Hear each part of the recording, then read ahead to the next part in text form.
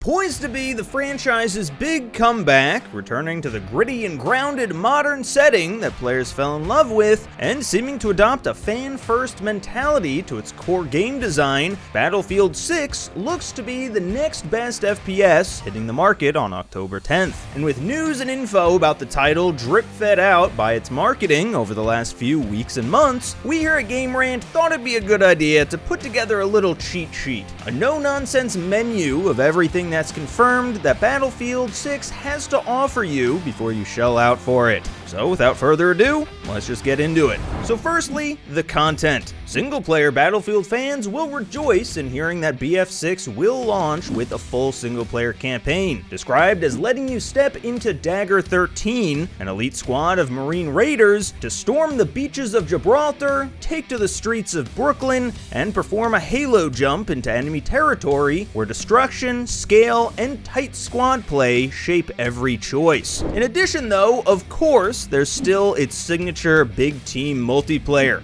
launching with several modes across large and small scale battles, some of which you may have been able to play in the beta last month. First, there's your classic Conquest, pitting two 32-man teams against each other, capturing 5 points scattered across a massive map. Then we've got Escalation, which takes that core Conquest concept and ramps it up, starting with 7 points to capture and gradually knocking each out one by one, forcing both teams to adjust to a smaller and smaller area of engagement as the match progresses. Then we also have Rush returning, yet another classic with 12-person teams planting bombs and defending bomb sites. Then you have Breakthrough, a 24v24 mode that's a bit similar to Rush, except with vehicles, and instead of planting bombs, you simply need to capture points by standing in them for a bit. Of course, there's also your standard team deathmatch, where you have to get more kills than the other team, alongside squad deathmatch, which is also going to be there at launch, as a multi-team mode with 4 squads of 4, racing to be the first to 50 total kills. And finally, Battlefield 6 will also feature 2 smaller 8v8 games built for fast-paced, arcade-style gameplay. There's Domination, which is a scaled-down version of Conquest with only 3 flags in a much smaller map, and there's King of the Hill, which is basically what it sounds like. Both teams fight over a single rotating hill. But now that we have modes out of the way, I hear you asking, what about maps?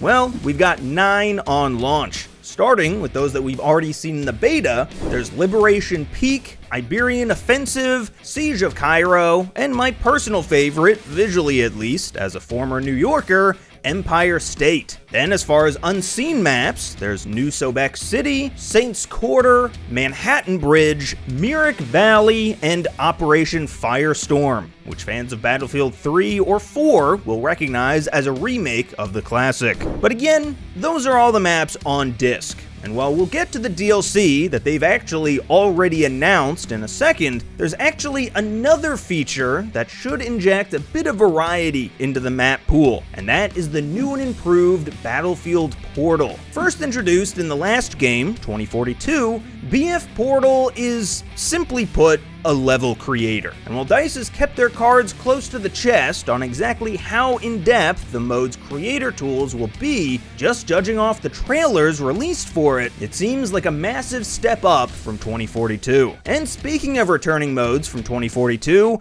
we should quickly just mention what isn't returning, and that is Hazard Zone, the series extraction shooter that unfortunately didn't really catch on and stopped being supported way back in 2022. So it's no surprise that DICE felt it was best to just leave it in the rearview mirror. But now for the game's future plans. Battlefield 6, of course, is a live service title, and with that includes free seasonal content drops, starting with Season 1, which EA has actually already released a full roadmap for. Beginning on October 28th, the plan breaks it down into 3 key drops. Starting on the 28th, the game will receive a brand new map called Blackwell Fields, taking place in a recently recommissioned American airbase in California. Plus, it'll see the new mode Strike Point, a 4v4 one life mode, as well as a new vehicle known as the Traverser Mark II, and several new weapons and attachments. Then, just a few weeks later, on November 18th, we'll see the California Resistance drop, which sees yet another new map, Eastwood, alongside a new 8v8 Sabotage limited time mode, and even more new weapons. And finally, rounding us out of Season 1, December 9th, we'll see the Winter Offensive drop, featuring an Ice Pick melee weapon, the Ice Lock limited time event, and last but not least, a snow-covered winter variant of the Empire State map, simply titled Ice Lock Empire State. And while that's about it for confirmed post-launch info, there is also the Battle Royale of it all. Unless you've been living under a rock, you likely know about the rumors and leaks surrounding this title's BR. It's basically one of gaming's worst kept secrets. In terms of its release though, it's almost certainly not going to be there at launch, unless they're really trying to pull a fast one on us. And it'll likely not be a part of Season 1 either, just judging by that released roadmap. However, we do know that they have begun testing the mode as part of the Battlefield Labs beta program, so it's most likely in the later stages of development and will be arriving not long after launch. Or at least not too long, I hope.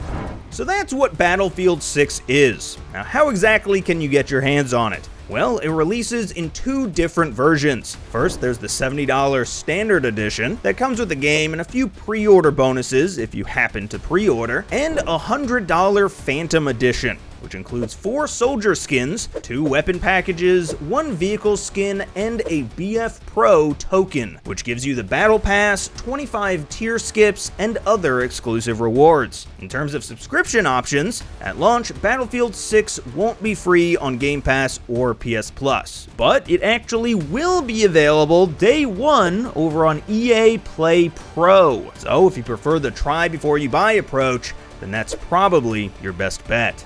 Anyway, that'll about wrap up this quick and dirty guide to Battlefield 6. Will you be picking it up on the 10th? Let us know in the comments section down below, and thank you so much for watching.